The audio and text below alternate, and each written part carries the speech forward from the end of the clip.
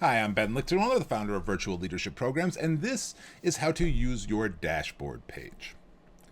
I wanted to show you first what it looks like the first time you come to the page, which is likely before you've received any feedback or taken a personality assessment. As you can see, there's a lot of gaps in the dashboard at the moment. It says under feedback, hey, look, looks like we don't have any of your feedback. Let's create one by starting here.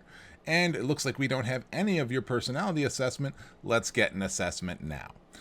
Simply put, this page summarizes mostly your feedback, because your personality assessment you probably only take every so often. However, your feedback you should be getting constantly as a people leader. You should be always looking for feedback.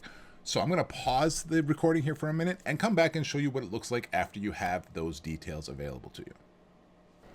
And now we're back to part 2 on the dashboard. So I've gone through and I've completed some personality assessment, and I've also gotten some responses on a couple of feedback forms. So now you get a little updated view of the dashboard. Under your feedback, you can see I've gotten 4 responses in the last 30 days, but none in the last 60 or 90. As time progresses, obviously those will move forward. The key point is you never want to let this go too far.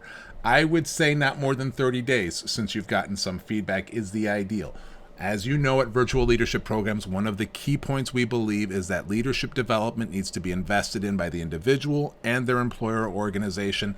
That's why we have so many bad bosses. The simple reality is we're not constantly growing and getting feedback on how we are doing or holding each other accountable in our leadership.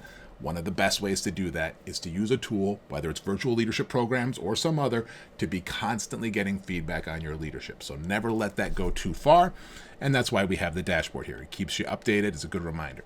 And then you have your personality assessment down here. If you've taken the personality assessment, this should not be anything new to you. You should have some idea, and it tells you sort of what type of person or personality you are.